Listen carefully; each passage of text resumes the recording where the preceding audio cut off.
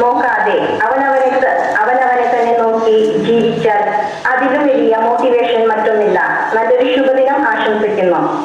ഈ സ്നേഹ സംഗമത്തിന്റെ നേതൃത്വം വഹിക്കുന്നത് ദർശന ക്ലബിന്റെ വീൽചെയർ ബാസ്കറ്റ്ബോൾ ഗ്രൂപ്പാണ്.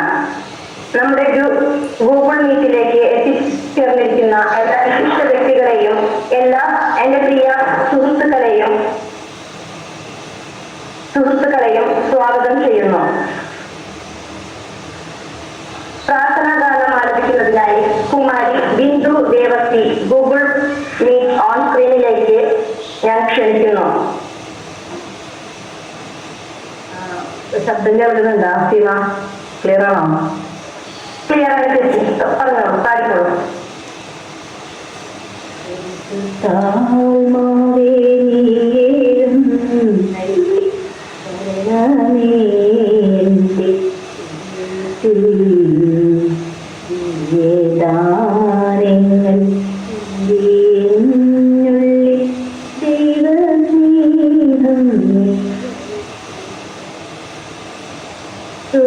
സ്വർഗവാതിൽ തുറന്നു ഭൂമി ഘനേക്കും പ്രകാശമേ.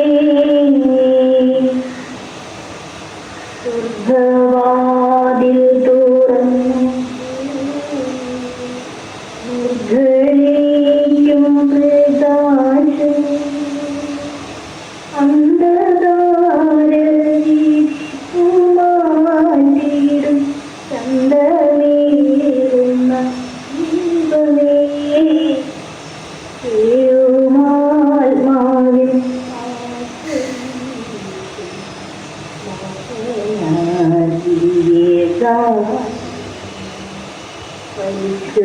പരിശുദ്ധാത്മാവേ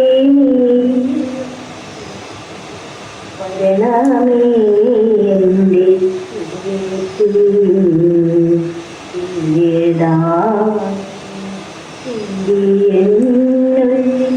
ദൈവസ്നേഹം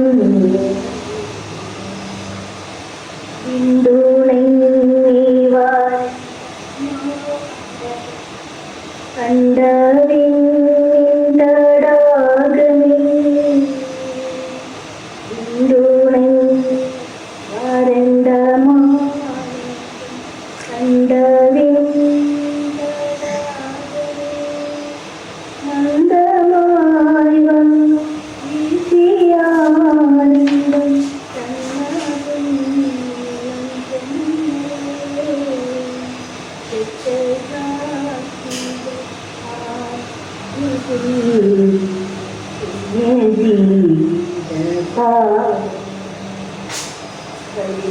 പരിശുദ്ധാത്മാവേ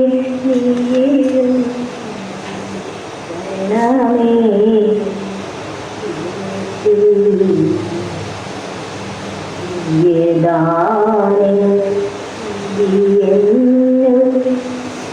വരണമേ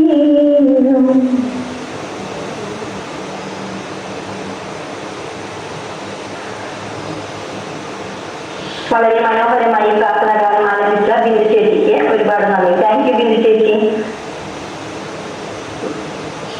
ഈ ഗൂഗിൾ മീറ്റിലേക്ക് എത്തിച്ചേർന്നിരിക്കുന്ന വിശിഷ്ട വ്യക്തികളെയും എന്റെ പ്രിയ സുഹൃത്തുക്കളെയും സ്വാഗതം ചെയ്യുന്നതിനായി Kumari Bindu K on screen. Bindu ചേച്ചി, വെൽക്കം. എല്ലാവർക്കും നമസ്കാരം. ഡ്രഗ്സ് സർവീസ് സൊസൈറ്റി 165ാമത് സ്നേഹസംഗമത്തിലേക്ക് എല്ലാവരെയും സ്വാഗതം ചെയ്യുക എന്നതാണ് എന്റെ കർമ്മ. ആദ്യമായി തന്നെ അധ്യക്ഷനായിരിക്കുന്ന ഡ്രഗ്സ് സർവീസ് സൊസൈറ്റി പ്രസിഡന്റും ഡ്രഗ്സ് ക്ലബ് ഡയറക്ടറുമായ ഫാദർ സോളമൻ കടമ്പാട്ടുപറമ്പിൽ അച്ഛനെ ഗൂഗിൾ മീറ്റിലേക്ക് സ്നേഹത്തോടെ സ്വാഗതം ചെയ്യുന്നു. ഉദ്ഘാടനത്തിനായി എത്തിയിരിക്കുന്ന കടുക് വെബ് സീരീസ് മീഡിയ കത്തോലിക്ക യൂട്യൂബ് ചാനൽ നടത്തുന്ന റവൻ ഫാദർ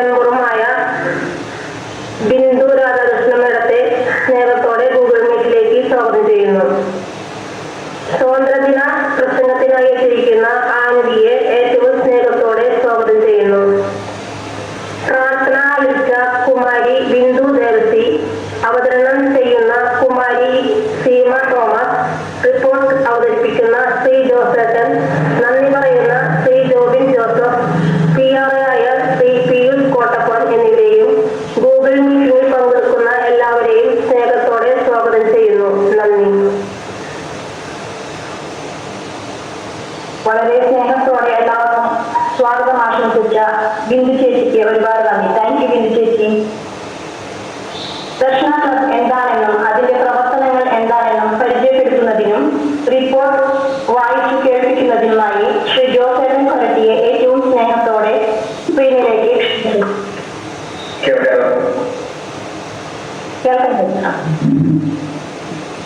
നമ്മള് അച്ഛനോട് പറഞ്ഞ് ഒരു 30 പേരെ നമ്മള് വിമാനയാത്ര ഒരു എക്സ്പീരിയൻസിന് വേണ്ടി പറഞ്ഞായിരുന്നു. അത് അടുത്ത മാസമാണ്. ആദ്യം 30 പേരാണ് അവർ കൊണ്ടുപോകുന്നത്. അതിനുശേഷം നമ്മുടെ യാത്ര എങ്ങനെയാണ് അതിട്ട് അവർ വീണ്ടും കൊണ്ടുപോകില്ല, വീണ്ടും അടുത്ത് വരെ ചേർക്കാവുന്നതാണ്.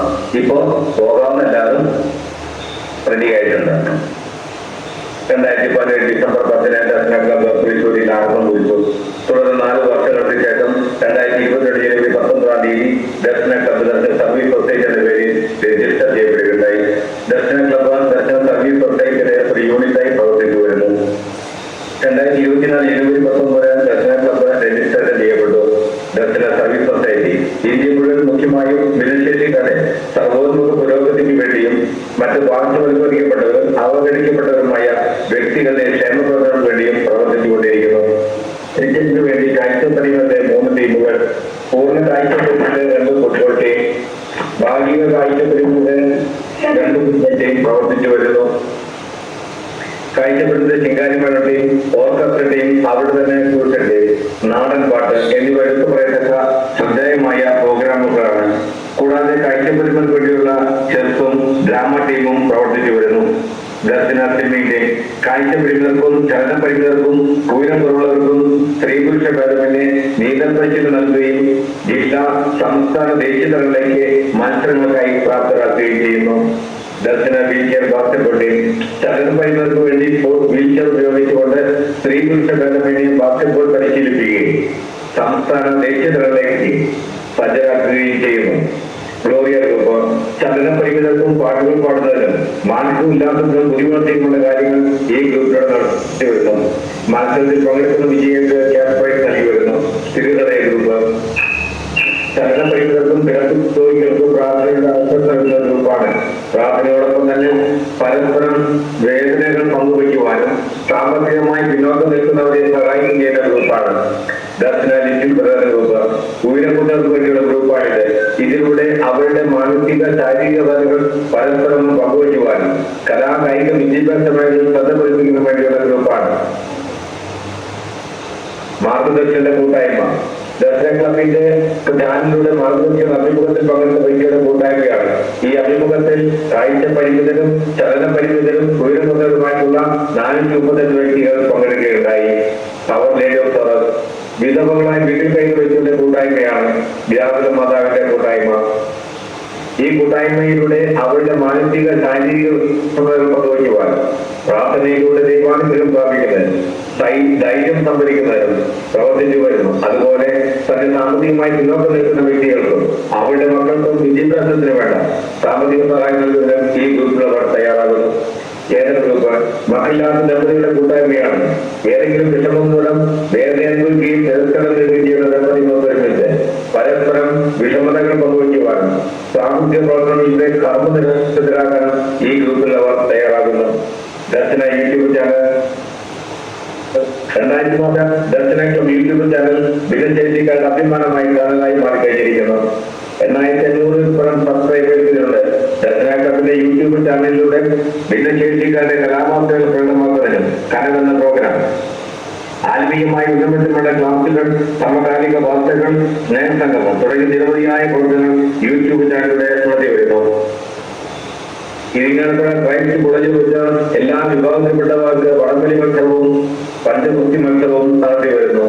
ഭിന്നശേഷിക്കാർക്ക് വേണ്ടി വിനോദയാത്രകളും ഉപജീവനാർത്ഥം തൊഴിലുകൾക്ക് വേണ്ടി പരിശീലനങ്ങളും അവസരങ്ങളും സജ്ജമാക്കുന്നു. ദർശനയുടെ പ്രവർത്തനങ്ങൾക്ക് സാമ്പത്തികമായി സഹായിക്കുന്നതിന് സുമനസ്സുകളായ വ്യക്തികളുടെ തീയത്ത് ദർശന പ്രവർത്തന ഗ്രൂപ്പും പ്രവർത്തിച്ചു വരുന്നു. ദർശനയുടെ പ്രവർത്തനങ്ങൾക്ക് ന്യൂനതവും ക്രിയാത്മകവുമായ ചിന്തകൾ പങ്കുവയ്ക്കുവാനും ഊർജ്ജസ്വലമായി പ്രവർത്തിക്കുന്നതിനു വേണ്ടി ഒരു ഉപദേശ സമിതിയും പ്രവർത്തിച്ചു വരുന്നു. സ്നേഹസംഗമം എല്ലാ ശനിയാഴ്ചകളിലും ഉച്ചയ്ക്ക് 1:30 ദർശന ക്ലബ് ഓൺലൈനിൽ സ്നേഹസംഗമം കൂട്ടായ്മ നടത്തി വരുന്നു. 60-ൽ പരം വ്യക്തികൾ ഗൂഗിൾ മീറ്റിൽ ബന്ധപ്പെട്ട ഈ സ്നേഹസംഗമത്തിൽ പങ്കെടുക്കുന്നു. മത നേതാക്കളുടെ ഉദ്ഘാടനം ചെയ്യപ്പെടുന്ന പ്രതിഭയും ക്ലാസുകളും സർക്കാരിന്റെ വിവിധ ഡിപ്പാർട്ട്മെന്റിൽ വരുന്ന വിദ്യാഭ്യാസ പ്രഭാഷണങ്ങളും ഡിപ്പാർട്ട്മെന്റുകളെ പറ്റി പരിചയപ്പെടുന്നതും സമൂഹത്തിലുള്ള വ്യക്തികളുടെ പ്രസംഗങ്ങളും ഈ പ്രോഗ്രാമിൽ നടത്തി വരുന്നു. റിപ്പോർട്ട്. പ്രിയപ്പെട്ടവരെ, 3/7/2024 ശനിയാഴ്ച ഉച്ചയ്ക്ക് 1:30 ദർശന ക്ലബ് ഡയറക്ടർ സോളമൻ കടമ്പാട്ട് പറമ്പിൽ CMയുടെ അധ്യക്ഷതയിൽ ചേർന്ന 164ാമത് സ്നേഹസംഗമത്തിന്റെ റിപ്പോർട്ട്. ഈ സ്നേഹസംഗമം നടത്തിയത് ദർശന സ്വിമ്മിംഗ് ഗ്രൂപ്പാണ്. അവതരണം ശ്രീ ജിഫിൻ KJ, പ്രാർത്ഥന ശ്രീ ദിലീപ് ആലപ്പുഴ, സ്വാഗതം ശ്രീ റസുമാൻ മുത്തോടെ. ഗ്രൂപ്പുകളെ പരിചയപ്പെടുത്തി റിപ്പോർട്ട് അവതരിപ്പിച്ചത്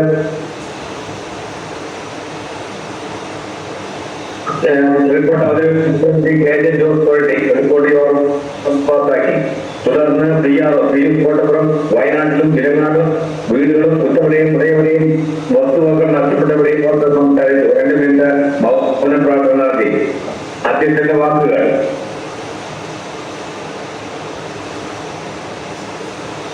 അധ്യക്ഷന്റെ വാക്കുകൾ ഈ സ്നേഹസംഗമത്തിൽ എത്തിച്ചേർന്ന പിറ്റോച്ച ശ്രീമതി ദേവി ജേക്കബ്, ശ്രീ രാജപള്ളിപ്പറമ്പിൽ എല്ലാവർക്കും സ്വാഗതം. ഈ കൂട്ടായ്മയുടെ ശക്തിയായിത്തീർന്നത് എല്ലാവരുടെയും ഒത്തൊരുമയാണ്.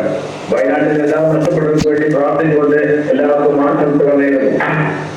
ഉദ്ഘാടനം ചെയ്തത് സെന്റ് തോമസ് കോളേജിൽ മീഡിയ വിഭാഗം director reverend father Fijo Joseph അച്ഛനായിരുന്നു. അച്ഛൻ ഇതിനു മുൻപ് കണ്ടുപിടിച്ചിരുന്നു. ഈ യോഗത്തിൽ വരാൻ സാധിച്ചത് വളരെ നന്ദിയായിട്ട് ഓർക്കുന്നു. ഞാൻ BEd പഠിപ്പിക്കുന്നു. നിങ്ങൾ വ്യത്യസ്തമായ കഴിവുകളുള്ളവരാണ്. നിങ്ങളുടെ കഴിവുകൾ പരിശ്രമിച്ച് കണ്ടെത്തണം. നിങ്ങളുടെ അനുഭവത്തോടെ യോഗം ഉദ്ഘാടനം ചെയ്യുന്നു. സ്നേഹസംഗമം കമ്മിറ്റി നടത്തിയ കവിതാ പാരായണ മത്സരത്തിന്റെ യൂട്യൂബിൽ മത്സരം ചെയ്യുക. അജിത PE, സെക്കൻഡ് ജ്വലന, തേർഡ് ആനി വർക്കി. വിജയന്റെ അഭിനന്ദനം ആശംസ നേരുന്നു. മുഖ്യ അതിഥിയായി എത്തിച്ചേർന്നത് ശ്രീമതി ദേവി ജേക്കബ് മേഡമായിരുന്നു. ഭിന്നശേഷിക്കാരുടെ ഇടയിൽ ഒരുപാട് നല്ലവരുണ്ട്. റഹ്മാൻ മുഖോടം വഴിയാണ് ഞാൻ ബൂത്തിലെത്തിയത്. ഈ ക്ലബ് കൊണ്ട് വളരെ പേർക്ക് ഉപകാരപ്പെടുന്നത് അതിൽ വളരെ സന്തോഷം. ഇതിന്റെ പ്രവർത്തനം അഭിനന്ദനങ്ങൾ അറിയിക്കുന്നു. എന്നെ വിളിച്ചതിന് നന്ദി. വിശിഷ്ട അതിഥിയായി എത്തിച്ചേർന്നത് മാരാരിക്കുളത്തെ സാമൂഹ്യ പ്രവർത്തനായ ശ്രീ രാജപള്ളി പറമ്പൽ അവர்களായിരുന്നു. സ്നേഹസംഗമത്തിന്റെ പിന്നിൽ പ്രവർത്തിക്കുന്ന പ്രവർത്തന ഇന്നത്തെ ഉദ്ഘാടകൻ ബിജോച്ച, മുഖ്യ അതിഥി ദേവി മാഡം, അവതാരകൻ ജെഫിൻ, ദിലീപ് ആലപ്പുഴ, ജോസേട്ട, PRO ജിതിൻരാജ്, മറ്റുള്ള എല്ലാ സഹപ്രവർത്തകരെ ഒത്തിരി ഗ്രൂപ്പുകളിലൂടെ പ്രവർത്തിക്കുന്നത് എന്നതിൽ വളരെ അഭിനന്ദനങ്ങൾ.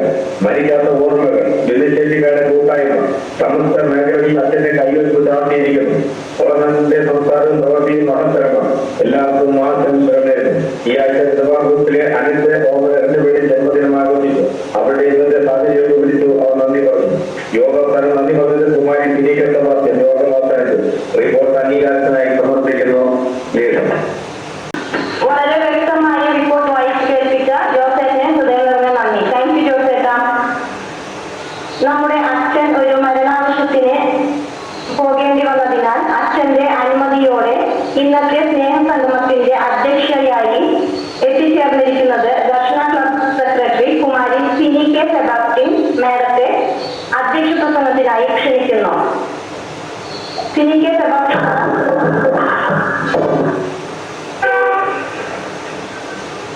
ഇന്നത്തെ വിശിഷ്ടാതിഥികളെ, ബീച്ച് ബാസ്കറ്റ്ബോൾ ടീം അംഗങ്ങളെ, എന്റെ പ്രിയ സുഹൃത്തുക്കളെ, എല്ലാവർക്കും എന്റെ നമസ്കാരം. ഇന്നത്തെ അധ്യക്ഷ പദം അലങ്കരിക്കേണ്ടത് അച്ഛനായിരുന്നു. അച്ഛന്റെ ഇളയപ്പം മരണപ്പെട്ടുകൊണ്ട് സ്നേഹസംഗമത്തിൽ പങ്കെടുക്കുവാൻ സാധിക്കാത്തതുകൊണ്ട് അച്ഛന്റെ അനുമതിയോടുകൂടി ഈ സ്നേഹസംഗമത്തിന്റെ അധ്യക്ഷ പദം ഞാൻ ഏറ്റെടുക്കുകയാണ്.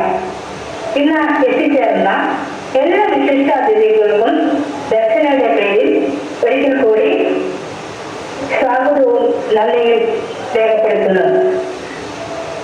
എനിക്ക് നിങ്ങളോട് ഇന്ന് ഒന്ന് രണ്ട് അറിയിപ്പുകൾ ആണ് പറയാനുള്ളത്. ഇന്ന് നമ്മുടെ കോർഡിനേറ്ററായ ഷാലിന്റെ ജന്മദിനമായിരുന്നു. ഷാലിന് എല്ലാവിധ പ്രാർത്ഥനകളും ആശംസകളും നേരിടുന്നു. ഇന്ന് അരിയന്തോളി ഗ്രൗണ്ടിലേക്ക് കാഴ്ചപരിമിതരുടെ ക്രിക്കറ്റ് ടീം പരിശീലനം നടന്ന വിവരം സന്തോഷപൂർവ്വം നിങ്ങളെ അറിയിക്കുന്നു. നാളെ മുതൽ ബീച്ച് ബാസ്കറ്റ്ബോൾ ടീമിലെ പരിശീലനം തുടങ്ങുകയാണ്. ജീവന്റെ ഉറവ ഓർഗനൈസേഷൻ പാലക്കാട് ഒരു പ്രോഗ്രാം ലഭിച്ചിട്ടുണ്ട്. കരോക്കെ ഗാനമേള പ്രോഗ്രാം. ഗൾഫിൽ നിന്നുള്ള 10 അംഗങ്ങളാണ് പങ്കെടുക്കുന്നത്. ഈ വരുന്ന 15-ാം തീയതി നമ്മുടെ സ്വാതന്ത്ര്യ ദിനമാണല്ലോ. ദേശഭക്തിയും കൂട്ടുത്തരവാദിത്വവും ഏവർക്കും ഉണ്ടാകണമെന്ന് ഈ അവസരത്തിൽ ആശംസിക്കുന്നു.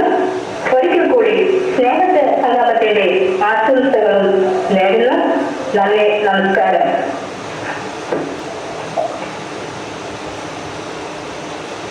CK സെബാസ്റ്റ്യൻ മാഡത്തിന് ഒരുപാട് നന്ദി. Thank you madam.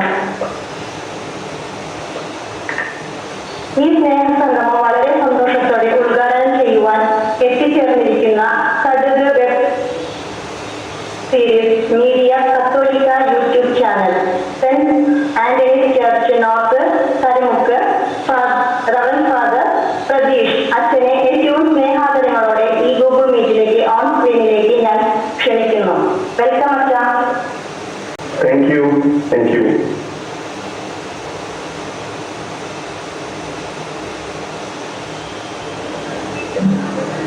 അതിനെക്കുറിച്ച് നമുക്ക് എല്ലാവർക്കും അറിയാം. കേൾക്കാനുണ്ടോ? പ്രതീക്ഷൻ നമ്മളുടെ തൃശ്ശൂർ ഉപയുടെ ഒരു ചെറുപ്പക്കാരൻ മുഖാണ്. മാത്രമല്ല എല്ലാ മെസ്സേജുകളും വളരെ ഈസിയായിട്ട് അച്ഛൻ്റെതായിട്ടുള്ള ശൈലിയിലൂടെ മറ്റുള്ളവർക്ക് പകരുന്ന ഒരു വ്യക്തിയാണ് നമ്മുടെ പറയപ്പെട്ട പ്രതീക്ഷത്. നമ്മളെല്ലാവരും ചെറുപ്പത്തെ കണ്ടു കാണും കടുക എന്നുള്ള പ്രോഗ്രാം തൃശ്ശൂർ രൂപതയുടെ മീഡിയ കത്തോലിക്ക എന്ന് പറഞ്ഞിട്ടുള്ള യൂട്യൂബ് ചാനലുണ്ട്. അതേപോലെ സരസമായിട്ട് ഏറ്റവും ഭംഗിയായിട്ട് നമ്മളുടെ സാധാരണക്കാരന്റെ വിഷമങ്ങളും സന്തോഷങ്ങളും ഒക്കെ പങ്കുവയ്ക്കുന്ന ഒരു പ്രത്യേക അതിർത്തിക്ക് തന്നെ കടുക് അതിനാണ് എന്റെ ചുക്കാൻ പിടിക്കുന്നത്. അതിനെ ഞാൻ നിങ്ങൾക്ക് പരിചയപ്പെടുത്തുന്ന ആവശ്യം എനിക്കറിയാം. എന്നിരുന്നാലും ഒരു അഭിചാരിയുടെ പേരിൽ സ്വാഗതം ചെയ്തിട്ടുണ്ട്. അതിന്റെ സ്നേഹത്തോട് പറഞ്ഞ് അതിനെ ആശംസിക്കുന്നു. അതിന് ആ പുള്ളിയിലേക്ക് പോകാം. ഏറ്റവും സ്നേഹമുള്ള സോളമനച്ച, അതുപോലെ തന്നെ ദിനേട്ടൻ, ഇതുമായിട്ട് ബന്ധപ്പെട്ട മറ്റ് ഭാരവാഹികളെ, ഏറ്റവും സ്നേഹമുള്ള സുഹൃത്തുക്കളെ, വലിയ സന്തോഷം ഇങ്ങനെ ഒരു പ്രോഗ്രാമിന്റെ ഭാഗമായിട്ട് ഉദ്ഘാടനം എന്ന് പറഞ്ഞു വിളിക്കുമ്പോൾ നമ്മളങ്ങനെ വലിയ ഉദ്ഘാടന പരിപാടികളൊന്നും അങ്ങനെ ശീലമുള്ള ഒരാളല്ല. അതേസമയം ഇങ്ങനെ ഒരു കൂട്ടായ്മയുടെ ഭാഗമായിട്ടാണ് എന്നെ ക്ഷണിച്ചത് നോക്കുമ്പോൾ വലിയ സന്തോഷമുണ്ട്. ഇന്നലെ ദിനേട്ടൻ വിളിച്ചിരുന്നു. പിന്നെ ഓൾറെഡി സോളമനച്ചിനെ എനിക്ക് പരിചയമുണ്ട്. ഇങ്ങനെ ഒരു കൂട്ടായ്മയെ കുറിച്ച് മുൻപ് കേട്ടിട്ടുണ്ട്. എന്റെ ഇടവകയിൽ തന്നെ ഈ ക്രിക്കറ്റില് ഉള്ളൊരു സാന്നിധ്യം ദേശീയ തലത്തിലൊക്കെ ഉള്ള ഒരു കുട്ടിയൊക്കെ ഉള്ള ഒരു കൂട്ടായ്മയാണെന്ന് എനിക്കറിയാം. ഞാൻ മുൻപ് ഞാൻ എന്നാണ് ഓർക്കുന്നത് ഒരു കൂട്ടായ്മയിൽ ഇങ്ങനെ വന്നപ്പോ ആ കുട്ടിയൊക്കെ ഉണ്ടായിരുന്നു ഞാൻ ഓർക്കേണ്ടത്. അപ്പോ തീർച്ചയായിട്ടും ഇങ്ങനൊരു കൂട്ടായ്മ വലിയൊരു സാധ്യതയാണെന്നുള്ളതാണ് എനിക്ക് തോന്നുന്നത്. കാരണം എന്റെ ജീവിതത്തിൽ എനിക്ക് തോന്നിയ കാര്യം, നമ്മൾ ഒരുപാട് പരിമിതികളുള്ളവരാകുമ്പോഴാണ് നമ്മുടെ ഏറ്റവും വലിയ സാധ്യതകൾ നമുക്ക് ചെയ്യാൻ പറ്റാറുള്ളത്. നമുക്ക് ഒരുപാട് സൗകര്യങ്ങളും ഒരുപാട് അവസരങ്ങളും ഉണ്ടാകുമ്പോൾ ചിലപ്പോഴൊക്കെ നമ്മൾ ചുരുങ്ങി പോകാറുള്ളതായിട്ട് തോന്നിയിട്ട്, അതേസമയം ഏറ്റവും കൂടുതൽ നമ്മളിങ്ങനെ ലിമിറ്റഡ് ആവുന്ന സമയത്ത് നമുക്ക് കുറെ കാര്യങ്ങൾ ചെയ്യാൻ ഒരുപക്ഷെ ദൈവം നമ്മളെ വഴിയൊരുക്കും എന്നുള്ളതാണ് എനിക്ക് തോന്നിയിരുന്ന ഒരു കാര്യം. ഇങ്ങനെ ഒരു കൂട്ടായ്മയെ കുറിച്ച് ഓർക്കുമ്പോൾ എനിക്ക് തോന്നുന്നു തീർച്ചയായിട്ടും മാനുഷികമായിട്ട് നിലവിലൂടെ നോക്കുമ്പോൾ ചിലപ്പോൾ ഒരുപാട് പരിമിതികളൊക്കെ നമുക്കുണ്ടാകാം, പല രീതിയിലുള്ള കുറവുകളുണ്ടാകാം. പക്ഷെ ആ കുറവുകളുണ്ട് എന്ന് വിചാരിച്ച് നമ്മൾക്കും ലിമിറ്റായിട്ട് പോകേണ്ട കാര്യമൊന്നുമില്ല. നമുക്ക് ചെയ്യാൻ സാധിക്കുന്ന ഒരുപാട് കാര്യങ്ങൾ, പക്ഷെ മറ്റാർക്കും ചെയ്യുന്നതിനേക്കാൾ കൂടുതൽ കാര്യങ്ങളൊക്കെ നമുക്ക് ചെയ്യാൻ പറ്റുന്ന രീതിയിലേക്ക് ഒരുപക്ഷെ ദൈവം നമ്മളെ വഴി നടത്തുന്നതാണ് എനിക്ക് എന്റെ ഒരു ചെറിയ ജീവിതാനുഭവത്തിൽ മനസ്സിലായിട്ടുള്ള കാര്യം എന്ന് പറയുന്നത്. നമ്മൾ സ്റ്റെപ്പ് എടുത്ത് വയ്ക്കാൻ നോക്കിക്കുന്ന ദൈവം നമുക്ക് വേണ്ടി ഒരു 7 സ്റ്റെപ്പ് നമുക്ക് വേണ്ടി എടുത്ത് വയ്ക്കും എന്ന് പറഞ്ഞതുപോലെ. അപ്പൊ ഇങ്ങനെ ഒരു കൂട്ടായ്മ തീർച്ചയായിട്ടും നമ്മളെക്കുള്ള ചെറിയ കഴിവുകളാണെങ്കിലും സാധ്യതകളാണെങ്കിലൊക്കെ അത് ഉപയോഗിക്കാൻ നമ്മളെ ശക്തിപ്പെടുത്തുന്ന ഒരു കൂട്ടായ്മ. നമുക്കറിയാം, ഒറ്റയ്ക്കാകുമ്പോൾ പലപ്പോഴും നമുക്ക് പലതും ചെയ്യാൻ സാധിക്കില്ല. നമുക്ക് ചിലപ്പോൾ മടുപ്പ് തോന്നും, നമുക്ക് മടി തോന്നും, നമുക്ക് പല നെഗറ്റീവ്സിന്റെ വളർച്ചയുണ്ടാവും. പക്ഷെ ഒരു കൂട്ടായ്മയുടെ ഭാഗമായിട്ട് നമ്മൾ നിൽക്കുമ്പോൾ തീർച്ചയായിട്ടും അത് നമ്മളെ ഒരുപാട് വളർത്തും എന്നുള്ളതാണ് എനിക്ക് മനസ്സിലാക്കിയിരിക്കാൻ. ഈ പറയുന്ന കഴിവ് പോലും നമ്മുടെ കോവിഡ് കാലഘട്ടത്തിൽ ഞങ്ങൾ അച്ഛന്മാര് 3 പേര് എല്ലാവരും ലോക്ക്ഡൌണായിട്ടിരിക്കുന്ന സമയത്ത് ഒന്നും ചെയ്യാനില്ലാന്നൊക്കെ ചിന്തിച്ച സമയത്ത് ഞങ്ങൾ ചെയ്തു നോക്കിയൊരു പരീക്ഷണമാണ്. അത് 100% ഞങ്ങൾക്ക് പറയാൻ സാധിക്കും. 3 അച്ഛന്മാരുടെ ഒരു കൂട്ടായ്മ. ആ കൂട്ടായ്മയാണ് ഒരു 4 വർഷങ്ങൾക്ക് ശേഷം 2020 ഓഗസ്റ്റ് 15 ആദ്യത്തെ കടുക് വെബ് സീരീസ് എന്ന് പറയുന്ന എപ്പിസോഡ് ഇറങ്ങിയത്. ഈ 2024 ഓഗസ്റ്റിലേക്ക് എത്തി നിൽക്കുമ്പോൾ ഈ 4 വർഷമായിട്ട് നമുക്കത് ചെയ്തുകൊണ്ടുപോകാൻ പറ്റിയത് ഏറ്റവും വലിയ കാര്യം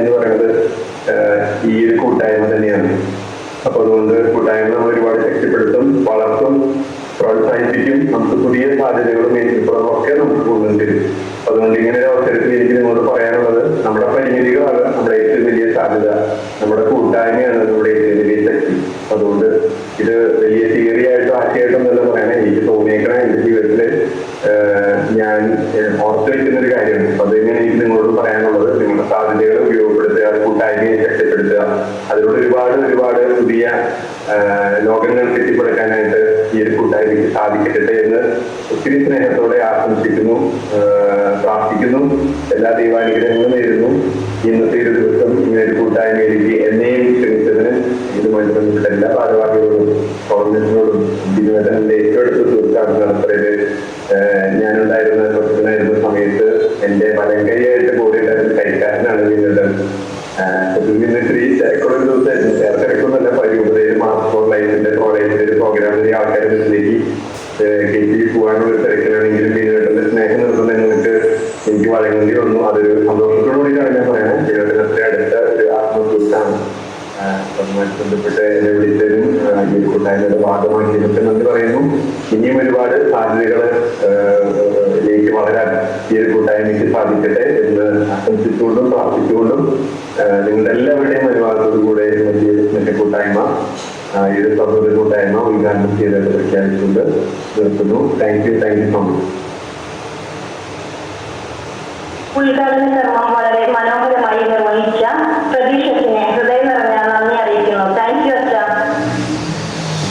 മുഖ്യ അതിഥിയായി ഇന്ന് നമ്മുടെ കൂടെയുള്ളത് doctor Shruti CM, assistant professor, department of community medicine, Amala institute of medical science, Thrissur. വിഷയം നിപ്പ വൈറസും പ്രതിരോധ മാർഗവും. മാഡം. ഹലോ മാഡം കേൾക്കുന്നുണ്ടോ? കേൾക്കാൻ പറ്റുമോ? കേൾക്കുന്നുണ്ട്. ഓക്കെ. അപ്പൊ എല്ലാവർക്കും നമസ്കാരം. ഞാൻ ഡോക്ടർ സുധി, അമല മെഡിക്കൽ കോളേജിലെ കമ്മ്യൂണിറ്റി മെഡിസിൻ അസിസ്റ്റന്റ് പ്രൊഫസറാണ്. അപ്പം ഇങ്ങനൊരു ഡാക്ടർ ക്ലബിലോട്ട് എന്നെ ഇൻവൈറ്റ് ചെയ്തിട്ട് ഇന്റർനെറ്റ് താങ്ക് യു പറയണം. എല്ലാ ഭാരവാഹികൾക്കും എന്റെ നന്ദി. അപ്പം ഞാൻ ഉദ്ദേശിക്കുന്നത് ജസ്റ്റ് ഒരു എക്സ്പീരിയൻസ് ആയിട്ട് പോകുന്നത്. വീഡിയോ മാർഗിയോ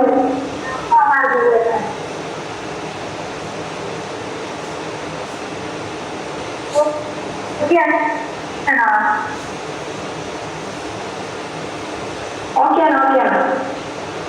ഓക്കെയാണ്. അപ്പം ഞാൻ PG ചെയ്തത് മെഡിക്കൽ കോളേജിലാണ്. അതിനുശേഷം കോഴിക്കോടായിരുന്നു, കോഴിക്കോട് മെഡിക്കൽ കോളേജിലായിരുന്നു. ആ സമയത്താണ് നിപ്പയുടെ ഒരു രണ്ടാമത്തെ ഒരു ഔട്ട്ബ്രേക്ക് ഉണ്ടായത്. ആ സമയത്ത് ഉണ്ടായിരുന്ന ഒരു എക്സ്പീരിയൻസ് ഷെയറിംഗ് മാത്രമായിട്ട് കരുതിയാൽ മതി. ക്ലാസ് അപ്പോൾ ഒരു ക്ലാസ് ആക്കി എടുക്കുന്നതിനേക്കാളും എല്ലാവർക്കും സംശയങ്ങളുണ്ടെങ്കിൽ സംശയത്തിനെ പറ്റി സംശയം അപ്പം തന്നെ തീർത്തിട്ട് നമുക്ക് പോവാം. അതേപോലെ തന്നെ എന്തൊക്കെയാണെന്നുള്ളത് എന്റെ അറിവിൽ വെച്ച് കുറച്ച് കാര്യങ്ങൾ പറഞ്ഞുതരാം. അതാണ് ഉദ്ദേശിക്കുന്നത്. അപ്പൊ എല്ലാവർക്കും അറിയാം. ഇപ്പൊ നമ്മള് ഇപ്പൊ ഒരു മാസം മുന്നെയാണ് നമുക്ക് ഒരു ലാസ്റ്റ് ആയിട്ട് 5ാമത്തെ ഔട്ട്ബ്രേക്ക് എന്ന് പറഞ്ഞിട്ട് ഒരു കുട്ടിയുടെ ജീവൻ നമുക്ക് നഷ്ടപ്പെട്ടത്. ഒരു 11 വയസ്സുള്ള ഒരു മോനെയാണ് നിപ്പ കാരണം നഷ്ടപ്പെട്ടത്. അപ്പം എന്തൊക്കെ എല്ലാവർക്കും ഇതിനെ പറ്റി എല്ലാവരും ഓരോരോ വാക്കുകൾ പറയും. നിപ്പയെ പറ്റി നിങ്ങൾക്ക് അറിയാവുന്ന കാര്യങ്ങൾ എന്തൊക്കെയാ?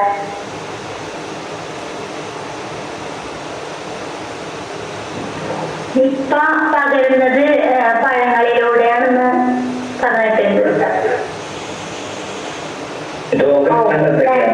പിന്നെ എന്താണ്? പിന്നെ വവ്വാലും പഴങ്ങൾ കഴിക്കരുതെന്ന് പറയുന്നുണ്ടല്ലോ, അത് എത്രത്തോളം ശരിയാണ്? വെള്ളത്തിലൂടെ പകരുന്നു പറയുന്നു. വെള്ളത്തിലൂടെ മാലിന്യത്തിലൂടെ. ഇപ്പം മാരകമായ ഒരു വൈറസ് ഉണ്ട്. അത് പിടിപെട്ടാൽ ജീവന് ഹാനി സംഭവിക്കും.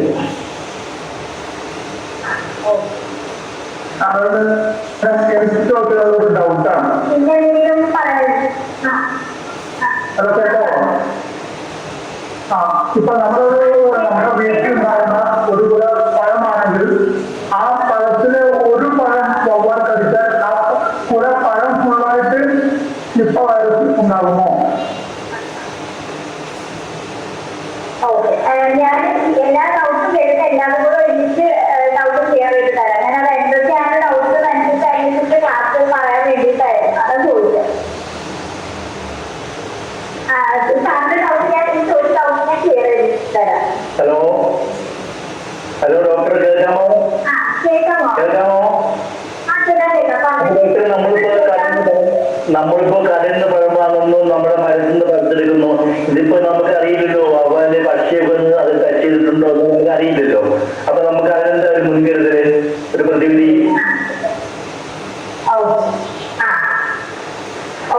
ഞാൻ പറഞ്ഞു പറഞ്ഞില്ലേ ഓക്കെ. അപ്പൊ നേരത്തെ ഒരാൾ പറഞ്ഞ പോലെ തന്നെ നിപ്പ എന്ന് പറയുന്നത് ഒരു വൈറൽ അസുഖമാണ്. അതായത് നിപ്പ വൈറസ് എന്ന് പറഞ്ഞിട്ടുള്ളൊരു വൈറസ് ആണ് ഇത് ഉണ്ടാക്കുന്നത്. ഇവിടെ എങ്ങനെയാണ് നിപ്പ എന്നുള്ള പേര് കിട്ടിയതെന്ന് വെച്ചാല് ഇത് ആദ്യമായിട്ട് ഈ നിപ്പ ഉണ്ടായത് നമ്മുടെ മലേഷ്യയില് നിപ്പ എന്ന് പറഞ്ഞത്, അതായത് സുങ്കായി നിപ്പ എന്ന് പറഞ്ഞത്. സങ്കായി നിപ്പ എന്ന് പറഞ്ഞത് ഗ്രാമത്തിലാണ് ആദ്യമായിട്ട് നിപ്പ ഉണ്ടായത്.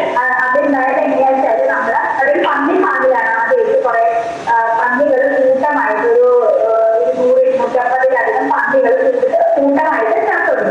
അപ്പോഴാണ് ഇത് എന്താണെന്നുള്ള കാരണം അറിയുന്നില്ല. പിന്നെ കുറച്ച് ആളുകൾ മരിച്ചത്. അപ്പൊ ഒരുമിച്ച് ഇങ്ങനെ ഇത് മരിച്ചു വീണു. അപ്പം എന്താണ് കാരണം അന്വേഷിച്ച് പോയപ്പോഴാണ് മനസ്സിലായത് ഈ പന്നി ഫാമിന്റെ ചുറ്റും നമ്മുടെ ഈന്തപ്പനയുടെ മരങ്ങളുണ്ട്. അതിന്റെ കൂടെ തന്നെ ഈ പന്നി ഫാം തന്നെ ഷീറ്റ് ഇട്ടതാണ്. ആ ഷീറ്റിന്റെ മേലെ നോക്കുന്ന സമയത്ത് എല്ലാ വവ്വാലുകളും അവിടെ കൂട് കൂട്ടിയതായിട്ട് കണ്ടു. അപ്പൊ അവിടൊക്കെ ഈ പറയുന്ന അവിടെ ഉണ്ടായിരുന്ന സയന്റിസ്റ്റും അവരൊക്കെ എന്താണ് ഇതിന്റെ കാരണം എന്ന് പറഞ്ഞിട്ട്, കാരണം മനുഷ്യരില് ഈ അസുഖം വന്നപ്പോ ആദ്യമായിട്ട് ഉണ്ടായത് പന്നികളിലാണ് അസുഖം ഉണ്ടായത്. പന്നികൾ അങ്ങനെ ഒരുമിച്ച് മത്സ്യം എല്ലാ കുറെ പന്നികളൊക്കെ കണ്ടുകൊടുക്കുന്നത്. അപ്പൊ മനുഷ്യരിൽ എങ്ങനെ വന്നു എന്നുള്ളത് അറിയാനായിട്ടായിരുന്നു പിന്നെ അത് ചെയ്യുന്നുണ്ട്. അങ്ങനെയാണ് ഇങ്ങനെ ഒരു നിപ്പ എന്ന് പറഞ്ഞിട്ടുള്ള ഒരു വൈറസ് ആദ്യമായിട്ട് കണ്ടുപിടിച്ചിട്ടുള്ളത്. അതായത് മലേഷ്യയില് ഉള്ളൊരു ഗ്രാമത്തിന്റെ പേരാണ് ആക്ച്വലി നിപ്പ എന്ന് പറഞ്ഞൊരു ഗ്രാമം. അങ്ങനെയാണ് ഇത് ആദ്യമായിട്ട് അവിടെ കണ്ടുപിടിച്ചിട്ടാണ് നമുക്ക് ഈ പറയുന്ന നിപ്പ എന്ന് പറഞ്ഞൊരു വാക്കും അല്ലെങ്കിൽ നിപ്പ വൈറസ് എന്ന് പറഞ്ഞിട്ട് ആ വൈറസ് ഞാൻ എന്ത് ചെയ്ത് അവർ നിപ്പ വൈറസ് പേര് കൊടുത്തിട്ട് പേരൊന്നുണ്ടാകും. അപ്പൊ അങ്ങനെയാണ് നിപ്പ വൈറസ് എന്നൊരു അസുഖം നമുക്ക് ആദ്യമായിട്ട് വന്നത്. പിന്നെ അതിന് ശേഷമായിട്ട് മലേഷ്യ കഴിഞ്ഞു പിന്നെ ബംഗ്ലാദേശിലോട്ട് വന്നു.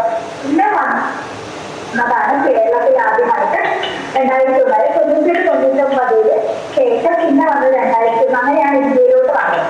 ഇന്ത്യയിൽ വന്നത് കഴിഞ്ഞ് കേരളത്തിൽ ആദ്യമായിട്ടുണ്ടായത് 2018 കോഴിക്കോട് ജില്ലയിലാണ് ആദ്യമായിട്ട് ഈ പറഞ്ഞ നിപ്പയുടെ നമ്മളെല്ലാവരും ബീച്ചാണ് വീട് കോഴിക്കോട് എനിക്കറിയാൻ സമയത്ത് എന്തൊക്കെയാണ് അവിടെ ഉണ്ടായത് എന്നൊക്കെ ഒരു ബുദ്ധിമുട്ടുണ്ടായിരുന്നു. അപ്പൊ ഇത് എങ്ങനെ മനുഷ്യരിലേക്ക് പകർന്നു അതാണ് എല്ലാവർക്കും ഉണ്ടാകുന്ന സംശയം. മെയിൻ ഇതിപ്പം ഓൾറെഡി നമ്മളെവിടെ ഈ ഒരു അസുഖം ഉണ്ടായിട്ടുണ്ട്. ഇപ്പം ഒരു നേരത്തെ ചോദിച്ചു നമ്മള് ഒരു വലിയൊരു കുറെ പഴം വന്നു. അതില് ഒരു പഴം മാത്രം ഈ വവ്വാലി കടിച്ചിട്ടുണ്ടോ ഇല്ലെന്നുള്ള പക്ഷെ അറിയില്ലാണോ. അപ്പം ശരിക്കും ഈ പഴമീൻ വവ്വാലുകൾ ഫുഡ് ബാഗ്സ് പറയുന്ന ഒരു വിഭാഗമുണ്ട്. അവരാണ് ആ വവ്വാലുകൾ മാത്രമേ ഈ നിപ്പ വൈറസ് ഉണ്ടാക്കുള്ളൂ. അതായത് ഈ വവ്വാലനുസരിച്ചപ്പെട്ട ബാക്ടീരിയ ബാഗ്സ് ഉണ്ട്. വേറെ കുറെ ഫ്ലൈയിങ് ഫോക്സസ് അങ്ങനത്തെ കുറെ ബാക്ടീരിയ വെറൈറ്റി ഉണ്ട്. ഇത് ഈ ബാഗ്സ് എന്ന് പറഞ്ഞാൽ പഴമീൻ വവ്വാലുകൾ, അതായത് ഫുഡ് ബാഗ്സ് പറയുന്ന ഒരു വിഭാഗത്തിൽപ്പെട്ട വവ്വാലുകൾ കടിച്ച് പഴത്തുനിന്നാണ് നമുക്ക് ഈ പറയുന്ന നിപ്പ രോഗം ഉണ്ടാവുന്നത്. അപ്പം ഇതെങ്ങനെയാന്ന് വെച്ചാല് രാത്രി കാലങ്ങളിൽ ഈ വവ്വാല് ബ്രീഡ് ചെയ്യുന്നൊരു സമയത്ത് ഈ വവ്വാല് ഭക്ഷണം കഴിച്ചു കഴിഞ്ഞിട്ട് അവര് ഒന്ന് സ്കൂൾ പാസ് ചെയ്യും, അല്ലെങ്കിൽ അവര് മലമൂത്ര വിസർജനം നടത്തും, അല്ലെങ്കിൽ ആ സമയത്ത് അവർ ബ്രീഡ് ചെയ്യുന്ന സമയത്ത് ഈ സെക്രീഷൻസ് അവർക്ക് അവരുടെ ബോഡിയിൽ നിന്ന് വരുന്ന ജലാംശം എന്താണ് ഈ ഫ്ലൂയിഡാണ് ഏത് പഴത്തിനായിട്ടാണ് കോണ്ടാക്ട് വരുന്നത്. അപ്പൊ ഇവര് ഭക്ഷണം കഴിച്ചു കഴിഞ്ഞാൽ ഈ പഴം കഴിച്ചു കഴിഞ്ഞിട്ട്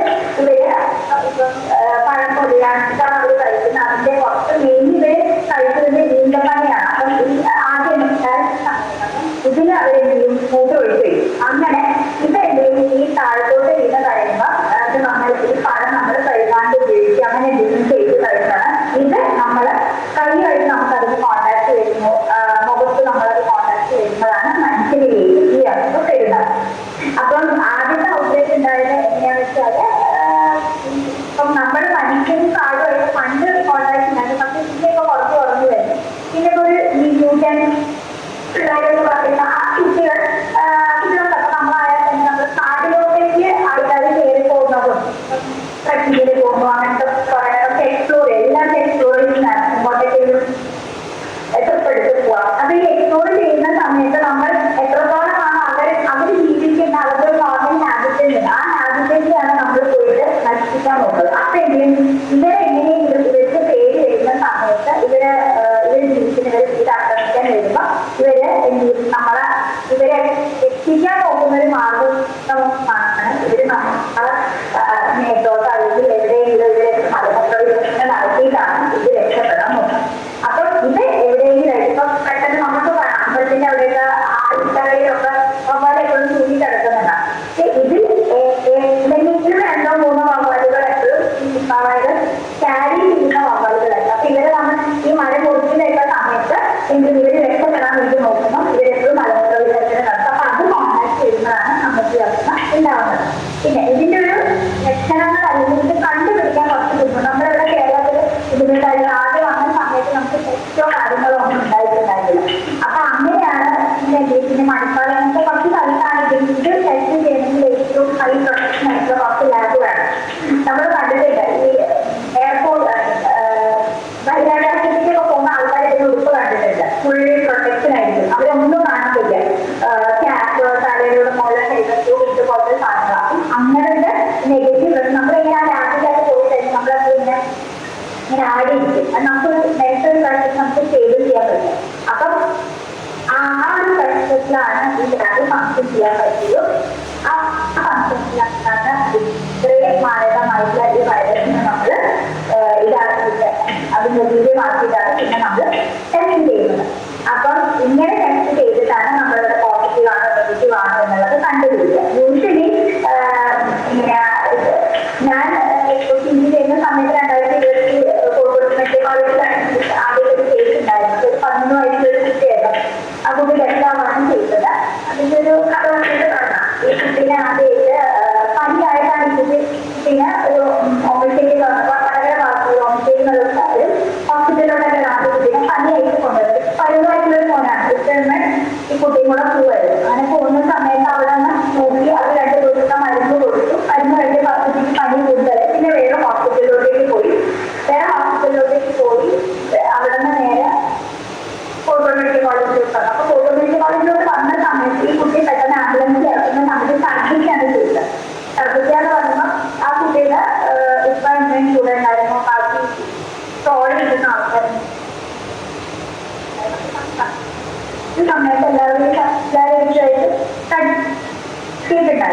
അങ്ങനെ കുട്ടീനെ പെട്ടെന്ന് ഐസിയിലോട്ടേക്ക് മാറ്റി. പിന്നെയാണ് ടെസ്റ്റ് ഇതാണോ അല്ലോ എന്നുള്ളത് ഒരു സംശയം തോന്നിയിട്ട് അതില് സംശയം പറയാൻ എക്സ്റേ എടുത്ത സമയത്താണ് എക്സ്റേ എടുത്ത് കണ്ടിട്ടാണ് ഇതിന്റെ ആയിരിക്കാൻ ഒരു സംശയം പറയാൻ ഇപ്പോൾ ടെസ്റ്റ് ചെയ്തത് പോസിറ്റീവായി വന്നു. അപ്പം അന്ന് നമ്മള് എങ്ങനെയാണ് ഈ കുട്ടിക്ക് ഉണ്ടായത് പറഞ്ഞതൊരു ഇതില് മൾട്ടിപ്പിൾ എന്തെങ്കിലുമൊക്കെ പറയുന്നത് നമ്മള് ഏതുകൾ കണ്ടുപിടിക്കാൻ വേണ്ടിയിട്ട് നമ്മളെങ്ങനെ ഉണ്ടായി നമുക്ക് കണ്ടുപിടിക്കാൻ വേണ്ടി കൊടുക്കണം. അങ്ങനെ ഈ കുട്ടിയുടെ വീട്ടിൽ നിന്ന് എടുത്ത് ഞാനും ഉണ്ടായിരുന്നു അവരുടെ വീട്ടിലാണ് പോയ സമയത്ത് നമുക്ക് കാണുമ്പോൾ തന്നെ കുറെ കവുമ്പും നമുക്കൊക്കെ ഒരു സ്ഥലമുണ്ട്. അപ്പം ഇതിന്റെ ഹിസ്റ്ററിയായിട്ട് കണ്ടു കഴിഞ്ഞിട്ട് ഈ കുട്ടിയും ഉപ്പയും കൂടിയാണ് അടയ്ക്ക് വെറുക്കുന്നത്. എല്ലാ ദിവസവും കുറെ അടയ്ക്കും കാര്യങ്ങളൊക്കെ അടയ്ക്കൊക്കെ കഴിച്ചിട്ട് ഇവര് ഒരു സ്ഥലത്ത് കൂട്ടിയിടും. എന്നിട്ട് അതൊക്കെ ചെയ്തിട്ടാണ്. അപ്പം എപ്പോഴും എന്താ പറഞ്ഞാൽ ഈ കുട്ടി അടക്കി വെറുക്കും. അതൊരു സ്ഥലത്ത് കൂട്ടിയിടും. പിന്നെ കളിക്കാൻ പോകും. ആ സമയത്ത് കോവിഡ് കൂടെ അപ്പൊ വേറെ കുട്ടികളായിട്ടുള്ള കളിക്കുന്നത് കുറവ്. പക്ഷെ കൈ കഴുകാറില്ല. കുട്ടി വന്നു അടക്കി വെറുക്കുന്നു. കൈ ചില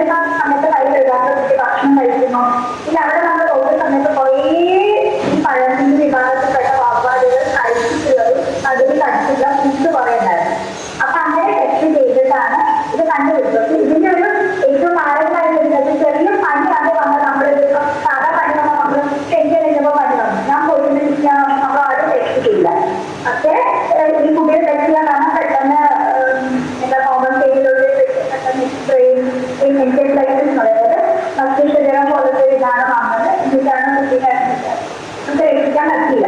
അത് വന്നു കഴിഞ്ഞാൽ ഇതിന് ട്രീറ്റ്മെന്റ് ഇല്ല. ഇതുവരെ ഇതിന് ട്രീറ്റ്മെന്റ് കണ്ടുപിടിച്ചിട്ടില്ല.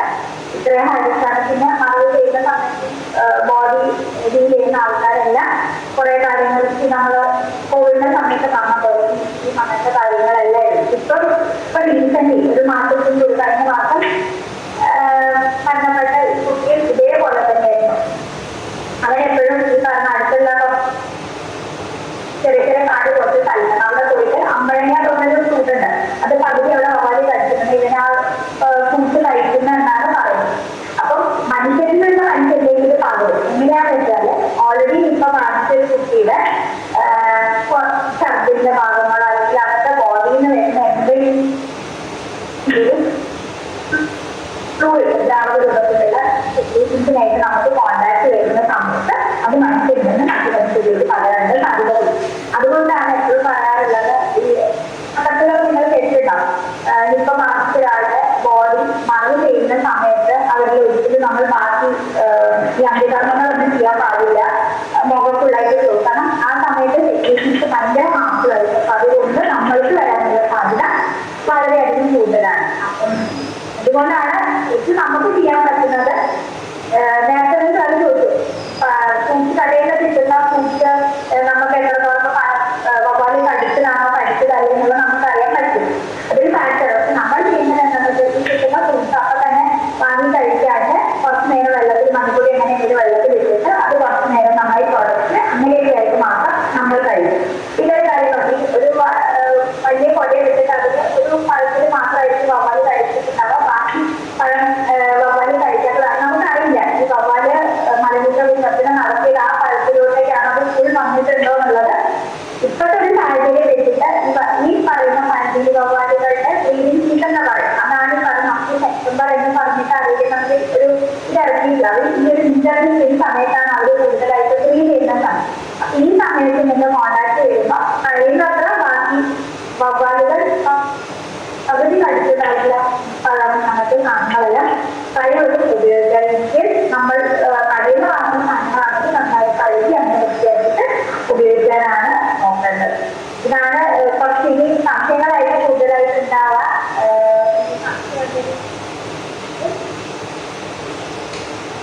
അത് പറഞ്ഞു തരാം. ട്രീറ്റ്മെന്റ് എന്ന് പറയുന്നത് ഇതുവരെ ട്രീറ്റ്മെന്റ് കണ്ടുപിടിച്ചിട്ടില്ല. ഓരോ അസുഖത്തിനും ഓരോരുത്തർ കേരളത്തിന്റെ ഒരു ഇപ്പോഴത്തെ ഒരു കോൺടാക്ട് വെച്ചിട്ടുണ്ടെങ്കിൽ എല്ലാ വർഷവും നമുക്ക് ഓരോ കേസ് ആയിട്ട് ഇപ്പൊ വരുന്നുണ്ട്. ആകെ നമുക്ക് 2019 ഒരു കേസ് എറണാകുളം ജില്ലയിൽ വന്നിട്ടുണ്ടായിരുന്നു. അത് മാത്രമാണ് പോസിറ്റീവായിട്ട് രക്ഷപ്പെട്ടത്.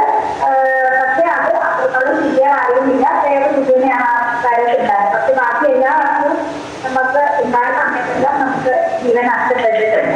അപ്പം എല്ലാവരും കരുതിയിരിക്കണം. ഇപ്പം റീസെന്റ് ആയിട്ടുണ്ടായ കുട്ടിയുടെ കാര്യത്തിലും അങ്ങനെ തന്നെയാണ് സംഭവിച്ചിട്ടുള്ളത്. ഓക്കെ, എനിക്ക് സംശയം എന്തെങ്കിലും?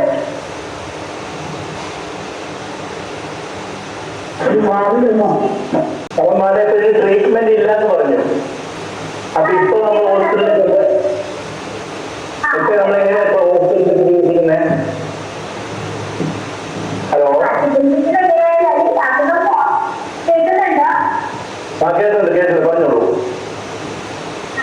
ഹലോ,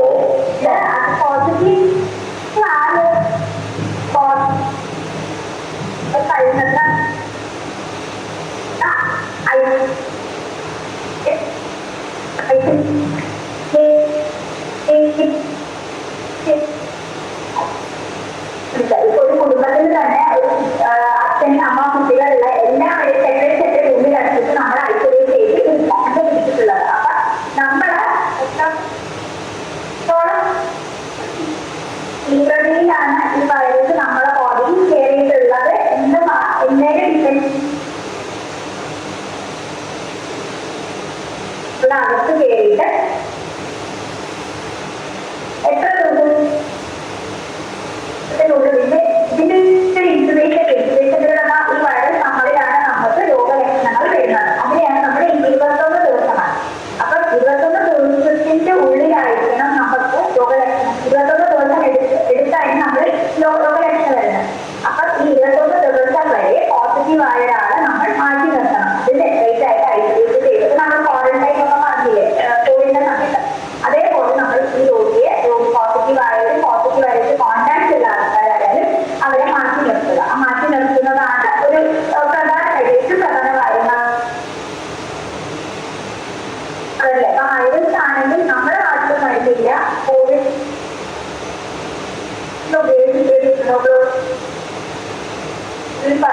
സൂഡാവിൽ എന്ന് പറഞ്ഞൊരു മരുന്നാണ് ഉപയോഗിക്കുന്നത്.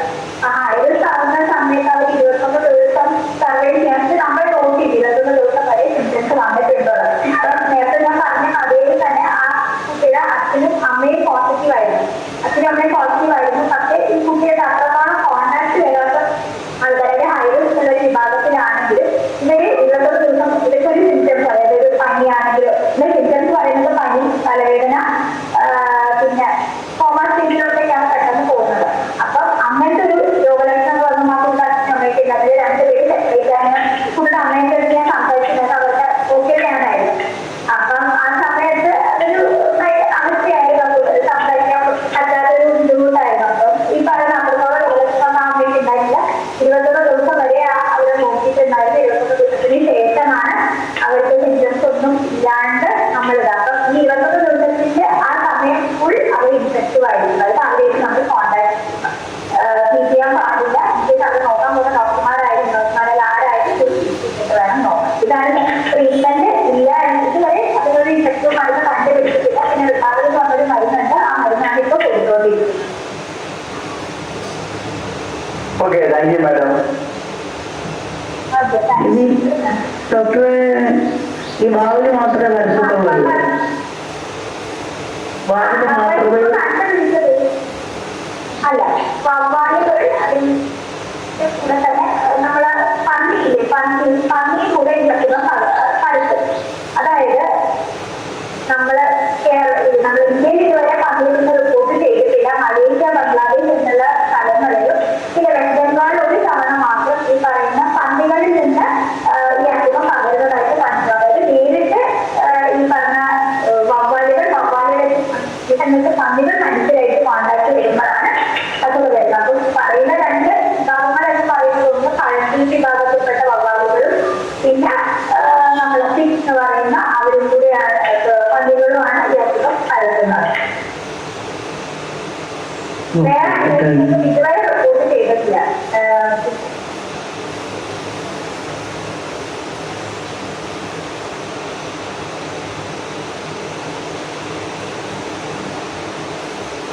എല്ലാവരും സംശയങ്ങൾ തീരുമാനിക്കുന്നു വിചാരിക്കുന്നു. മാഡത്തിന് അത്യാവശ്യം തിരക്കുള്ള ആളാണ്. ഞാൻ ചോദ്യങ്ങളൊന്നും ഇല്ലല്ലോ.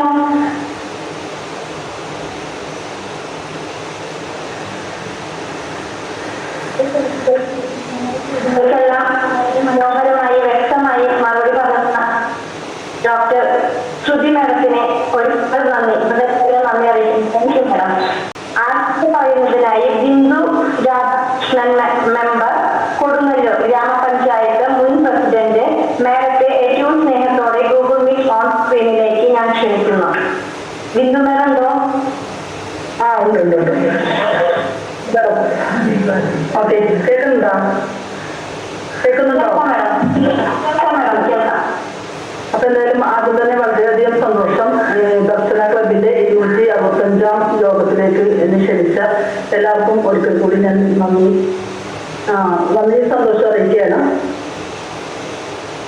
ദർശന ക്ലബിനെ പറ്റി അങ്ങനെ കേട്ടിട്ടുണ്ടെങ്കിലും എനിക്ക് കൂടുതലായിട്ട് അറിയാൻ കഴിഞ്ഞത്, ഒന്നാമതായിട്ട് പറയാനുള്ളത് നമുക്കറിയാം. ഞാൻ ആദ്യം തന്നെ പറയുന്നു, നമ്മുടെ ഇന്നത്തെ ഈ പരിപാടിയുടെ അധ്യക്ഷൻ നമ്മുടെ ഫാദർ സോളമൻ അച്ഛനായിട്ട് നേരിട്ട് തന്നെ സംസാരിക്കാനും ഞങ്ങളുടെ പഞ്ചായത്തുമായി ബന്ധപ്പെട്ടുള്ള ഒരു പരിപാടിയിൽ പങ്കെടുക്കാൻ കഴിഞ്ഞതിൽ എനിക്ക് വളരെയധികം അഭിമാനവും സന്തോഷവും തോന്നിയിട്ടുണ്ട്.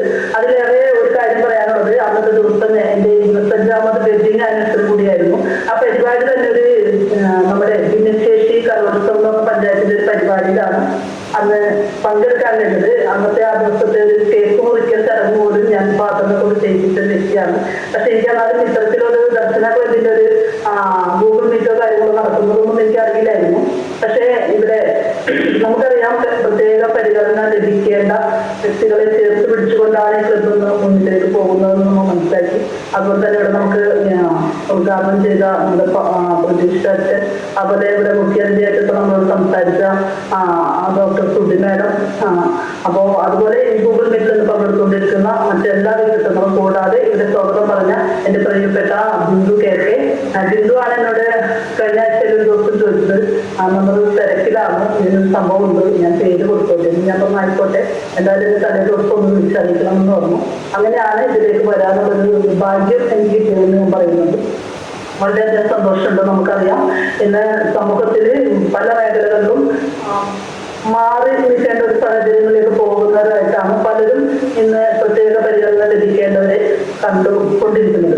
പക്ഷേ മാഡം പറഞ്ഞ പോലെ തന്നെ ഈ ടൈമിൽ തന്നെ കഴിഞ്ഞ 2.5 വർഷം ഞാൻ ഏതെങ്കിലും പഞ്ചായത്തിന്റെ പ്രസിഡന്റ് കൂടിയായിരുന്നു. ആ സമയത്ത് നമ്മുടെ പഞ്ചായത്ത് തന്നെ ഞാൻ ആ സമയത്ത് പല പഞ്ചായത്തുകളും അത്തരത്തിൽ എനിക്കറിയില്ല, ഇങ്ങോട്ട് പറഞ്ഞതറിയുള്ളൂ.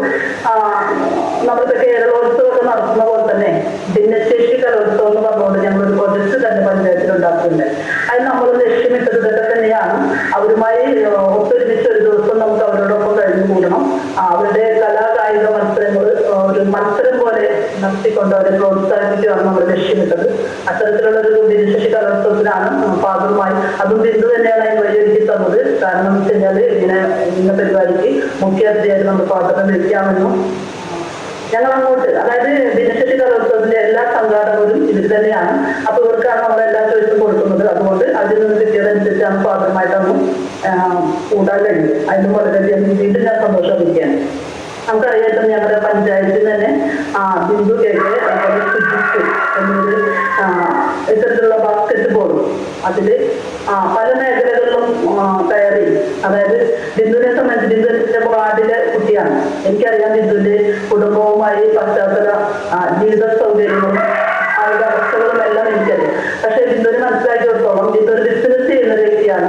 അത് നമുക്ക് വളരെയധികം സന്തോഷമാണ്. നമുക്ക് ഇവിടെ നമ്മുടെ ഉദ്ഘാടനം പറഞ്ഞതുപോലെ തന്നെ നമുക്ക് തോന്നുന്നു നമുക്ക് എല്ലാവർക്കും എല്ലാം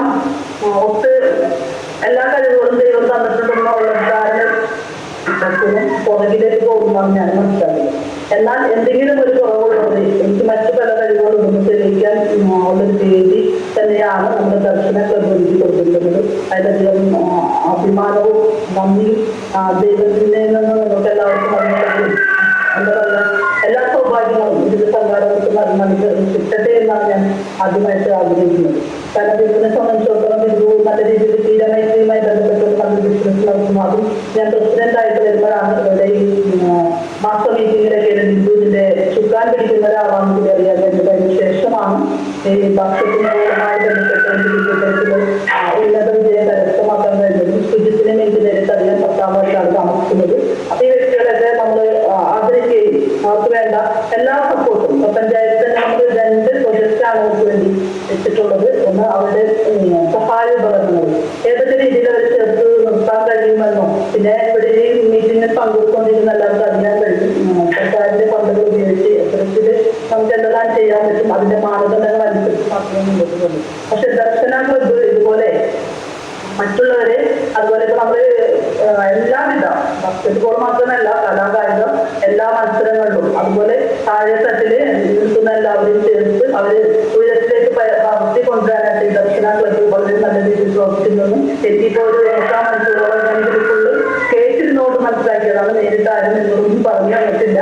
അപ്പൊ അതില് ഞാൻ പറയുന്നതിൽ പോരായ്മകളുണ്ടെങ്കിൽ എന്നെ ക്ഷമിക്കാൻ എന്തെങ്കിലും കൂട്ടിച്ചേർക്കേണ്ടതെന്ന് പറയുന്നത് തരാം. അത് എനിക്ക് പറയാനുള്ളത്. അപ്പൊ അത്തരത്തിലുള്ള ആളുകളെ ഉയരങ്ങളിലേക്ക് പറത്തിക്കൊണ്ടുവരാൻ വേണ്ടി ഈ ദർശന ക്ലബ്ബിൽ ഞാൻ എന്റെ പേരിലും എന്റെ പഞ്ചായത്തിന്റെ പേരിലും ഞാൻ ആദ്യമായിട്ട് എല്ലാം നന്ദി വർദ്ധിക്കുന്നു.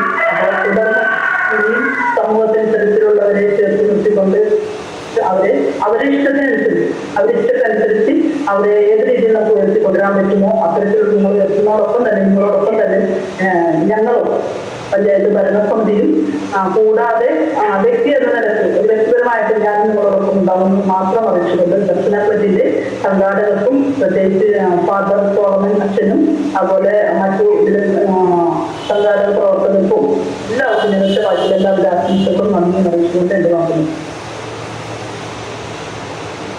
ഈ സപ്പോർട്ടും സ്നേഹവും ഞങ്ങൾ എന്നും പ്രതീക്ഷിക്കുന്നു. ഓക്കെ മാഡം, തീർച്ചയായിട്ടും.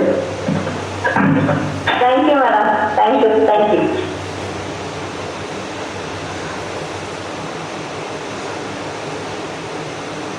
സ്വാതന്ത്ര്യദിന പ്രസംഗത്തിനായി ആൽഫിയ മരീസ മാഡത്തിനെ ഏറ്റവും സ്നേഹത്തോടെ ക്ഷണിക്കുന്നു.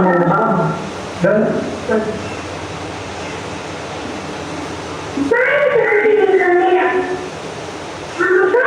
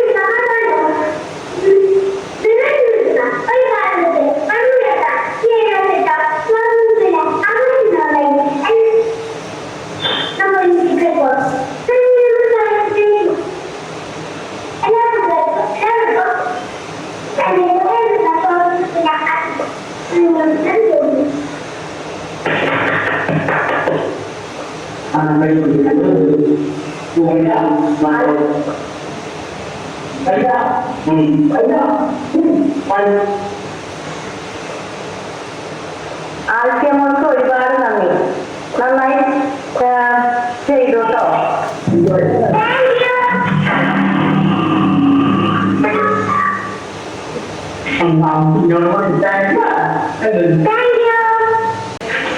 അവസാനമായി സ്നേഹസംഗമത്തിന്റെ ഗൂഗിൾ മീറ്റിൽ ആയിരിക്കുന്ന എല്ലാവരോടും നന്ദി പറയുവാൻ ശ്രീ ജോബിൻ ജോസഫിനെ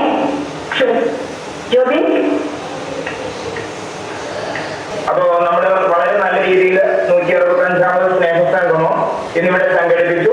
എല്ലാവരും പങ്കെടുത്തു. വളരെ നല്ല രീതിയിൽ നമ്മൾ ഏതാണ്ട് ഇതിന്റെ അവസാനത്തിലേക്ക് എത്തുന്ന ഈ സമയത്ത് എല്ലാവർക്കും നന്ദി അറിയിക്കുക എന്നുള്ളതാണ് എന്റെ കർത്തവ്യം. ആദ്യമായിട്ട് നന്ദി പറയേണ്ടത് നമ്മുടെ ഡയറക്ടറും ഇത് നമ്മളെല്ലാ നിർദ്ദേശങ്ങളും നൽകി നമ്മളെ നല്ല രീതിയിൽ നയിച്ചുകൊണ്ട് പോകുന്ന സോളമനച്ചനാണ്. സോളമനച്ചന് ചില അത്യാവശ്യങ്ങൾ വന്നു പോയതിനാൽ ഇന്ന് പങ്കെടുക്കാൻ കഴിഞ്ഞില്ല. എങ്കിലും ആദ്യമായിട്ട് അദ്ദേഹത്തിന് എല്ലാവരുടെയും പേരിലും എന്റെ വ്യക്തിപരമായ പേരിലും ഹൃദ്യമായി നന്ദി അറിയിക്കുകയാണ്. അദ്ദേഹത്തിന്റെ സാന്നിധ്യത്തിൽ സിനിക്കേഷൻ മേഡമാണ് നമ്മൾ അധ്യക്ഷത വഹിച്ചത്. മേഡത്തിന് പ്രത്യേകമായ നന്ദി അറിയിക്കും.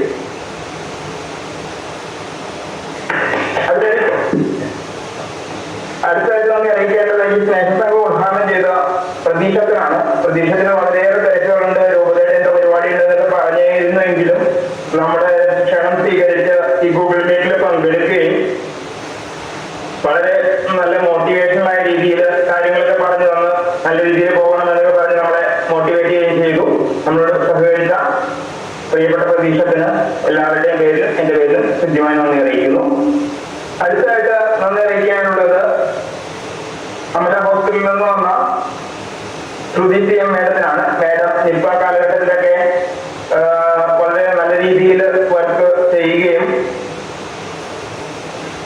നമുക്ക് എങ്ങനെയാണ് നിപ്പ പടരുന്നത് അല്ലെങ്കിൽ എങ്ങനെ ഉണ്ടാവും, അതിന് മറ്റെന്തൊക്കെയാണ് ചെയ്യാനായിട്ട് കഴിയുക, നമ്മൾ എന്തൊക്കെ മുൻകരുതലുകൾ എടുക്കണം, അങ്ങനെയുള്ള കാര്യങ്ങളൊക്കെ വിശദമാക്കി തരികയും നമ്മുടെ സംശയങ്ങളൊക്കെ ദൂരീകരിക്കുകയും ചെയ്തു. തിരക്കുകൾക്കിടയിലും വന്ന് നമ്മളോടൊപ്പം ഒത്തുചേർന്ന മേഡത്തിന് എല്ലാവരുടെയും പേരിലും എന്റെ പേരിലും ഹൃദ്യമായ നന്ദി അറിയിക്കുന്നു. അടുത്തായിട്ട് നന്ദി അറിയിക്കാനുള്ള ബിന്ദു രാധാകൃഷ്ണൻ, നമ്മുടെ പഞ്ചായത്ത് സ്റ്റാൻഡിംഗ് കമ്മിറ്റി ചെയർപേഴ്സണായ മേഡം വരികയും പഞ്ചായത്തിന്റെ പ്രവർത്തനങ്ങളെ കുറിച്ച് വിശദീകരിക്കുകയും ചെയ്തു. മേഡം പഞ്ചായത്ത് നിന്നും ചെയ്യാൻ പറ്റുന്ന കാര്യങ്ങളൊക്കെ നമ്മളെ പോലെ ബുദ്ധിമുട്ട് അനുഭവിക്കുന്ന അല്ലെങ്കിൽ ഉള്ള ആൾക്കാർക്ക് എന്തൊക്കെ ചെയ്യാൻ കഴിയും അതൊക്കെ ചെയ്യാൻ ആയിട്ട് നമുക്ക് ഓഫർ ചെയ്തിട്ടുണ്ട്. ആർക്ക് വേണേലും ബന്ധപ്പെടുകയും എന്തെങ്കിലും ആവശ്യങ്ങളുണ്ടെങ്കിൽ കൃഷിയുള്ളവർക്കായിരിക്കും കൂടുതൽ പ്രയോജനപ്പെടുകയെന്ന് എനിക്ക് തോന്നുന്നു. കാരണം അവിടെയുള്ളവർക്കാണല്ലോ മേഡത്തിന് കൂടുതലായി സഹായിക്കാനായിട്ട് സാധിക്കും. അപ്പം അങ്ങനെ വന്ന് നമ്മുടെ ഒപ്പമായിരിക്കുകയും നമുക്ക് എല്ലാവിധമായ സപ്പോർട്ടും തന്ന മേഡത്തിന് എല്ലാവരുടെയും പേരിൽ കൃത്യമായി നന്ദി അറിയിക്കും. അടുത്തായിട്ട് നന്ദി അറിയിക്കാനായിട്ടുള്ളത് നമുക്ക് സ്വാതന്ത്ര്യ ദിനത്തിന്റെ ഒരു ആശംസ പോലെ സന്ദേശം അറിയിക്കുകയും ചെയ്ത നമ്മുടെ കുഞ്ഞു മോൾക്കായിരുന്നു. മോള് വളരെ നല്ല രീതിയിൽ സ്വാതന്ത്ര്യത്തെ കുറിച്ച് പറയുകയും ഒക്കെ ചെയ്തു. എല്ലാവരുടെയും പേരിൽ ആൽഫിയ മോൾക്ക് കൃത്യമായി നന്ദി അറിയിക്കുന്നു.